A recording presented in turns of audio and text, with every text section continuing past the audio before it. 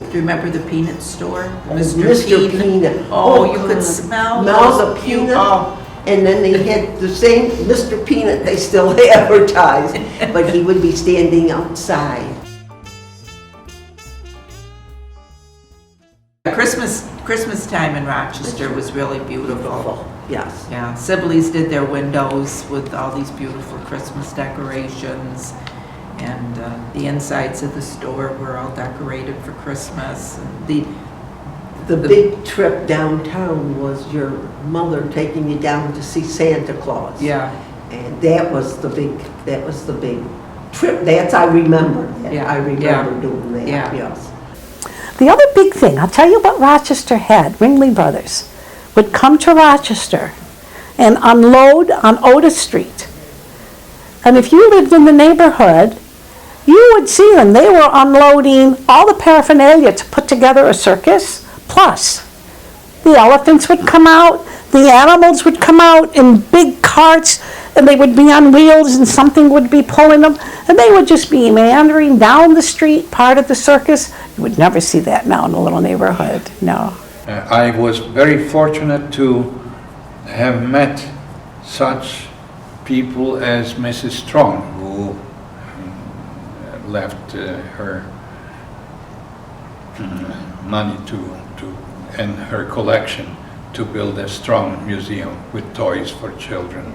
And I knew her as a very old lady. She would invite a small group of us, youngsters and college students at that time, hoping to influence us to care about the community, which I think I took seriously. Downtown was entirely different than it is today.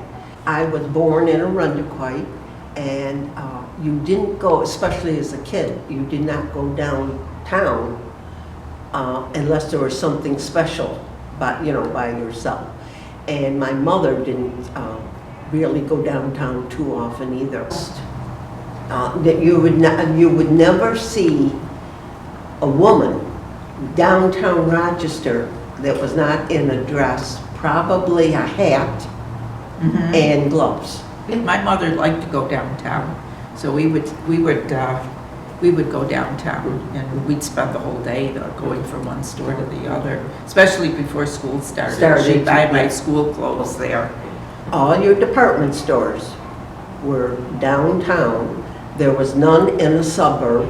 I think the most famous department store for Rochester was Sibley, Lindsay, and Kerr. And there was McCurdy's. The most expensive store was B. Foreman. There was Edwards. Edwards. And the National. And there was Bond's store. The department stores, everything was there that you needed. In Sibley's was also a gourmet grocery department type thing. But it was just a different type of town when we were growing up and was able to go down there. And McCurdy's Tea Room. Yes. Was in the McCurdy. I think McCurdy's was in Midtown Plaza. I remember downtown, we used to go to Midtown, and that has just about disappeared. That was just being built when I was a kid, and it was a nice place to go downtown. The only things that were in the suburbs would be the two main grocery stores, which would have been Wegmans and Star Markets. When Northgate Plaza opened, I think that was the first shopping plaza. So it wasn't a mall because it was all outside. You had to walk from one store to the other. But there was nothing like a Grease Ridge or Marketplace. No, they all came later. They all came later. And when they did come, people were very excited because, of course, you can park in the mall and not have to pay for parking, right, which you had to do in downtown. So that's why most people took buses. The buses were convenient. They went all over the place. I think it was 50 cents to get on the bus. The movie theaters, there was nothing out in Webster or Arundequite. The multi-screens were not there. It was palatial-type movie theaters, and you had the balcony, and I think you could smoke. I I don't remember. yeah, that, which was kind of, when you think about it, not too good, but I think there was a smoking section in the theaters. It was just a very lively place. They were beautiful. They looked like something that would be in Hollywood. The RKO Palace was just really a palace. There was all red carpeting and beautiful staircase, and you really felt like you were in Hollywood. My parents, we used to belong to a club called a Bavarian Alpengreen, which is a German club, and it was, they met at the Labor Lyceum on St. Paul Street by Bausch and Lomb. I delivered papers for the Rochester Abendpost. It's a German paper. So my childhood was in this German atmosphere. There's a lot of things that I notice is gone. Now the Labor Lyceum is a church. Beaches are not what they used to be, and we have plenty of swimming pools, and every high school has a swimming pool, and beaches hardly used, where in the old days we had 35 lifeguards teaching and instructing and keeping people safe, swimming.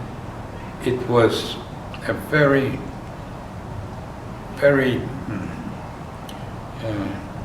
nice place for the whole population to go. As I said, in 1950s, people still didn't have many cars, so they would take buses to Ontario Beach, and there would be thousands of people on weekends especially who would have family picnics there. It was fun. All the stores had left, had left. They're all out. Yeah. That nobody takes a bus anymore, that you really don't see. And rarely anybody goes downtown. Nobody is downtown.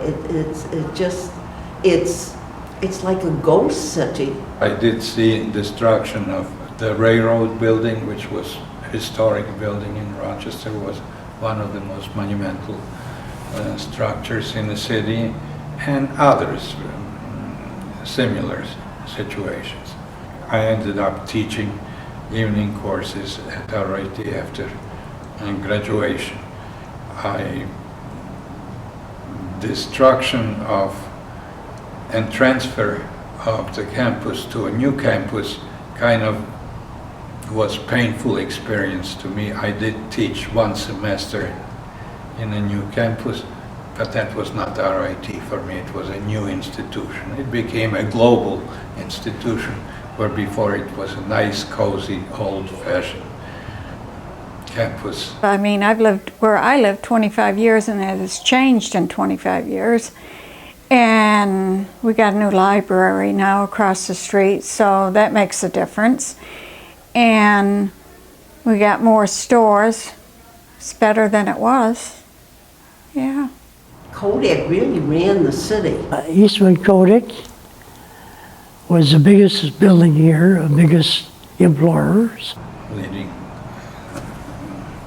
the workforce was Eastman Kodak, world-renowned company. If you got a job at Kodak, you figured you had a job for life. People worked there for 40, 45 years and never thought anything would ever happen. As long as they did their job and showed up, they were good till they wanted to retire. Employment was easy to find. People were making good salaries.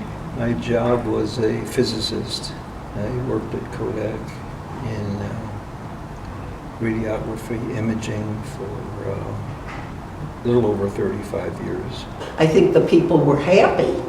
Every March we got a bonus, and a lot of people walked out with really nice bonus checks, and the car dealers were very happy because everybody waited till they got their bonus to buy a Buy a car car or buy a big appliance. yeah, type thing. refrigerators. Refrigerator. Yeah, they knew that, you know, a few thousand up to several thousand was going to be coming into their pockets. There was General Motors here, which most of it's gone now. They had a big factory on Lexington Avenue.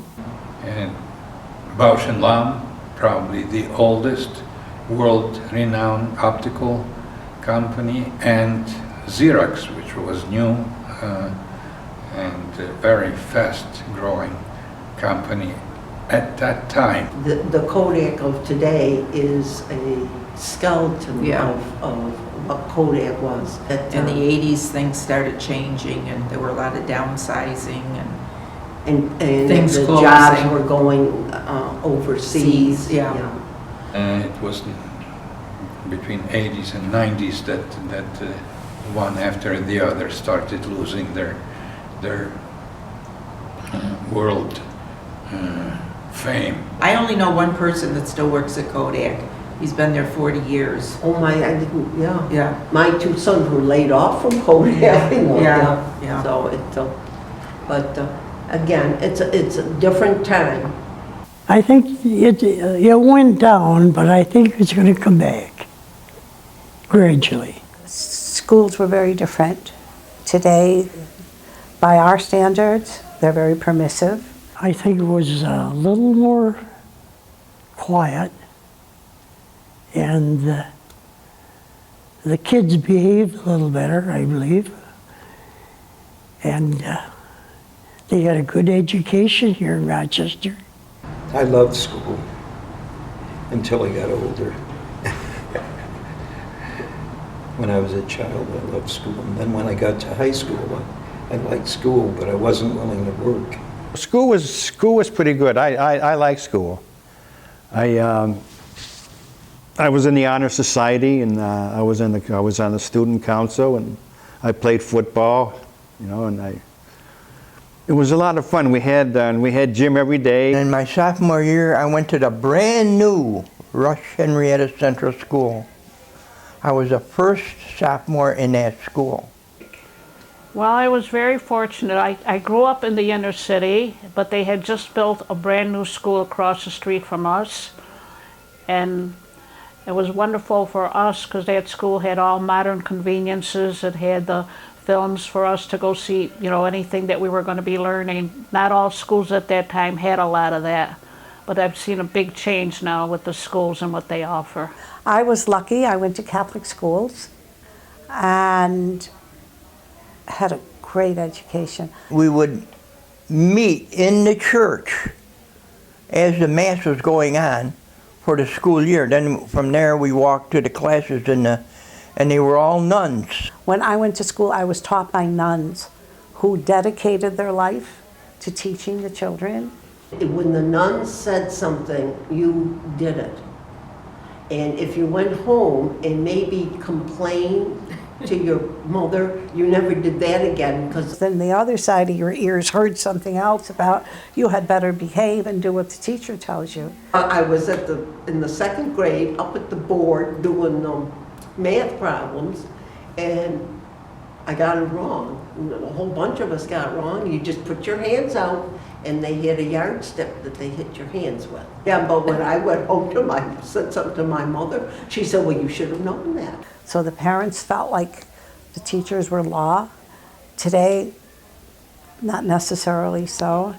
They were big classes. There were 30 to 35 kids sometimes in a class, and it was tough on those nuns. And if you even had the slightest bit of a problem in getting something not right or anything, they would invite you, come back after school, we'll work together. I'm glad I got my diploma, and I'm glad I met a lot of people. You know, met a lot of kids that, you know, were different from me, but I came to understand them. You know, we came to be friends. Maybe the computer, I think, that's been a big... It's kind of scary to think about. Yeah. I'm afraid I'll be totally left behind. I can use a computer, but I don't know. By the time the papers found out that there had been an Iwo Jima Yeah. or things like this, it was way past the Yeah. time that it happened. And everything now is instant. Yeah, we have to know yesterday what happened. Yes, yeah. And the computers, you know, if we'd have had them in school, I would have been a straight A student. I think ease of communication, I think that's been a huge change.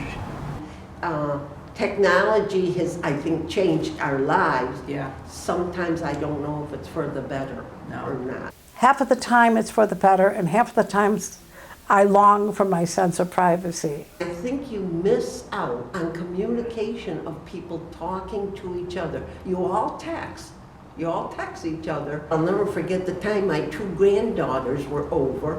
They were probably texting, we can't wait till we leave Grandma's, but that's what they were doing, they're texting each other. Yeah. They weren't, talking. Yeah. So, Yeah.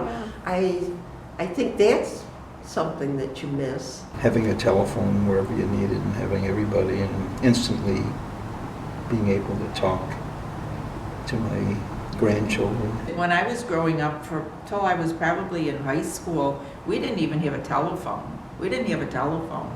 And then when we did get a telephone, we were on what they call a party line. There might be 4 or 5 other families on the same line. It's back when we had the portable radios, and we didn't even dream of having phones. But the cell phones is what surprises me. I believe that the cell phone dramatically changed our environment, and it appears this way to me. Everyone knows where everyone is now. The sense of privacy that some of us held, it's gone. It's self-imposed maybe because everybody's got their own phones. But I talk to my children regularly, they know where I am. I travel a fair amount, I can talk to the children no matter where I am in the world. I know where my grandchildren are, I know what they're doing, and they know what Nana is doing or going. So the cell phones have dramatically changed everyone's lives. We probably did a lot more walking than youngsters do now. But I'm not so sure that would surprise them very much. Roller skating, I don't think they do that anymore. I used to do a lot of that. Roller skate in the street. Put on those little metal things and put all kinds of tools to tighten them up on our shoes. In a way, I feel that kids don't have the freedom that I had. My parents worked. My sisters were supposed to be taking care of me. I'd say, I'm going over to so-and-so's house. Oh, okay. I'd get on my bike and I'd pick up 2 or 3 of my buddies, my friends who were around the same age. We would get on our bikes and drive down to Long Pond Road where the ponds were and that. We would go to the railroad tracks and play around the railroad tracks. We'd come home from school, couldn't wait to change our clothes, and ran out and played, and all your mother said to you is in the summertime, be home before dark. We were miles away from home. You didn't have to worry. You didn't have to worry about anything, about strangers or anything like that. I look back and I think how lucky I was as a result of that, but there's no way our kids would have that kind of freedom today. Probably all the work we had to do growing up. Like I was brought up like on a farm with my grandfather and everything, and we had to, like when we planted the garden, we'd have to pull the weeds. I mean, every day we were out there. And even in the summertime, we would have to do that. I mean, it was kind of hard, back-breaking work, but it was going to be for all the family come wintertime, because you needed vegetables and stuff like that for the winter. It's a beautiful life. Well, the huge thing, at least growing up, was the Second World War. That changed my life completely. One of the things that we as children did, once there was a war, everybody became involved. I remember walking around with my little friends. We're like 8, 9 years old. And we're collecting gum wrappers that had tinfoil on the back of them. In the street, we would look around looking for them, and we would put all the tinfoil together until eventually, if enough of us were doing it, we'd have a tinfoil ball. And then we were so glad to donate it for the cause, for the war, because they needed metal so badly. They were making tanks and airplanes and everything.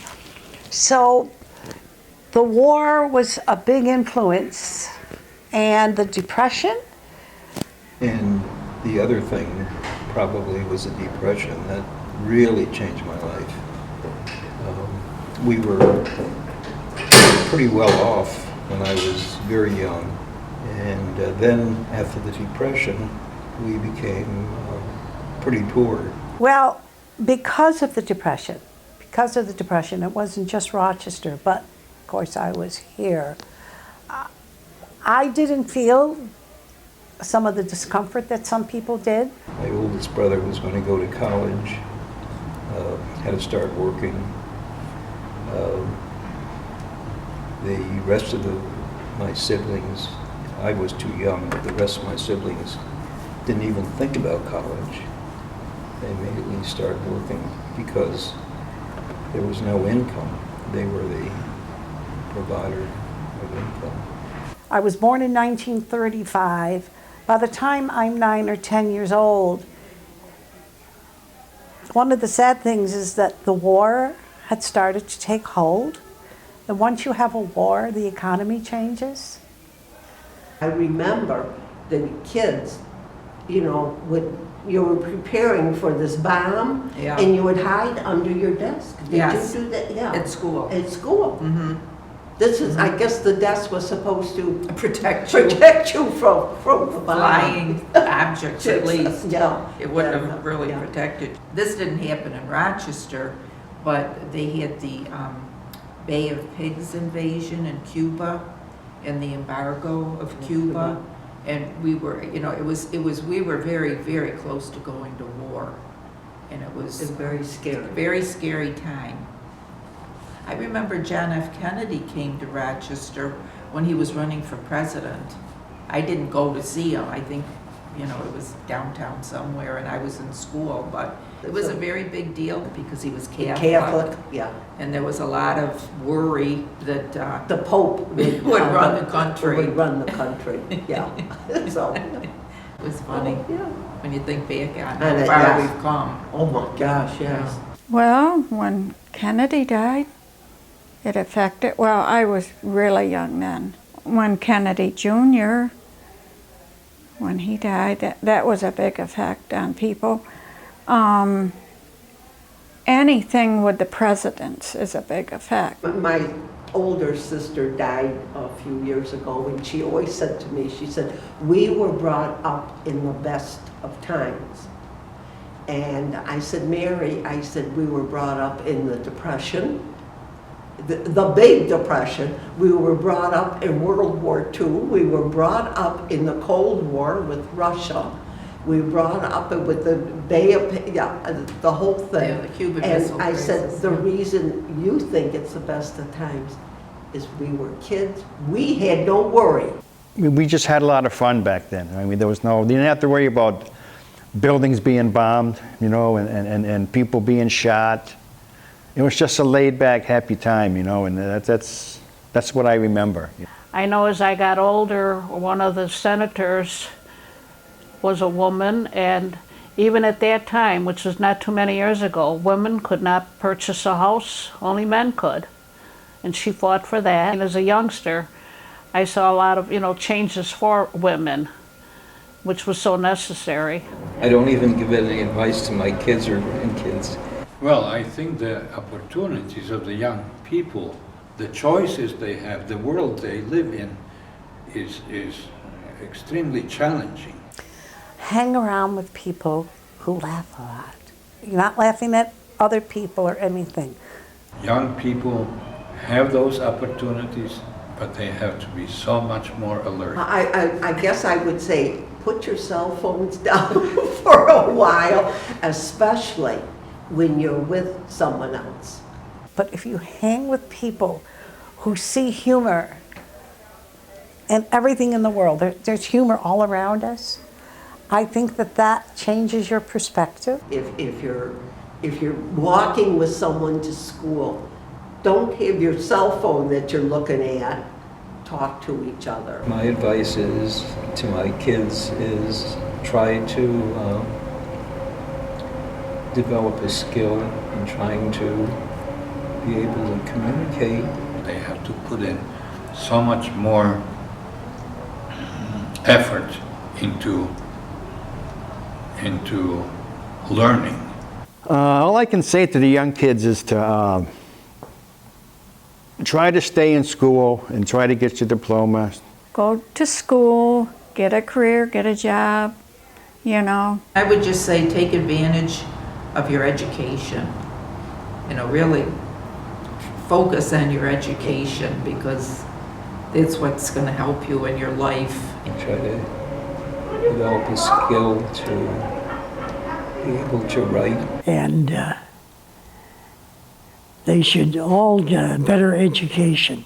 Just get your diploma and make a good life for yourself. Well, my biggest thing I would advise them that today you need to go beyond high school. You need higher education in order to survive in the communities. If you can concentrate on your education and get a good education and a good job, it'll make a difference your whole life.